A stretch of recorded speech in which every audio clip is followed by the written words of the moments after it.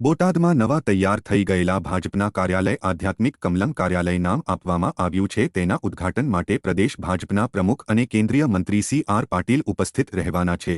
બોટાદ શહેરમાં ભાજપના કાર્યાલયને આધ્યાત્મિક કમલમ નામ આપવા પાછળ સાળંગપુર ગડ્ડા પાળિયાદ ભીમનાથ જેવા વિશ્વ પ્રસિદ્ધ યાત્રાધામ હોવાને પગલે નામકરણ કરાયું છે.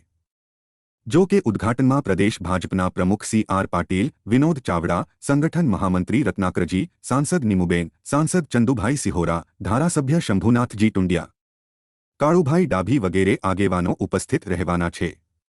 જો કે ત્યારબાદ સભાને સી.આર. પાટીલ સંબોધન કરશે.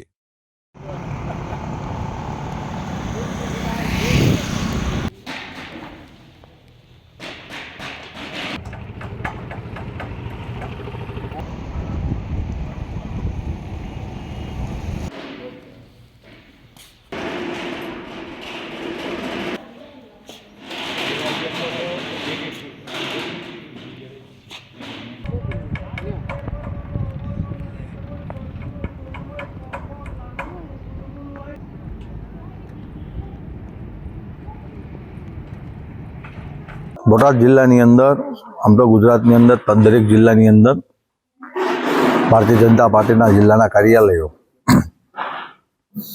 મોટાભાગના થઈ ગયા છે. ત્યારે બોટાદ જિલ્લાની અંદર પણ જે ભવ્ય અને ખૂબ સુંદર મજાનું કાર્યાલય બનવા જઈ રહ્યું છે, ત્યારે આવતીકાલ 30 તારીખ માનનીય શ્રી પ્રદેશના અધ્યક્ષ શ્રી પાટીલ સાહેબ, સંગઠનના મહામંત્રી રત્નાકરજી અને અન્ય વિશેષ મહાનુભાવોની ઉપસ્થિતિની અંદર કાલે ભૂમિપૂજન અને ખાતમુહૂર્તનો કાર્યક્રમ છે. ત્યારે બોટાદ જિલ્લાના તમામ કાર્યકર્તાઓની અંદર ખૂબ ઉત્સાહ એના માટે હોય છે કે ભારતીય જનતા પાર્ટીના દરેક કાર્યકર્તાઓ માટે કાર્યાલય એટલે મંદિર સ્વરૂપ હોય છે. ત્યાં આ જિલ્લાના કાર્યાલયની અંદર તમામ વ્યવસ્થાઓ સાથે કામો થાય છે.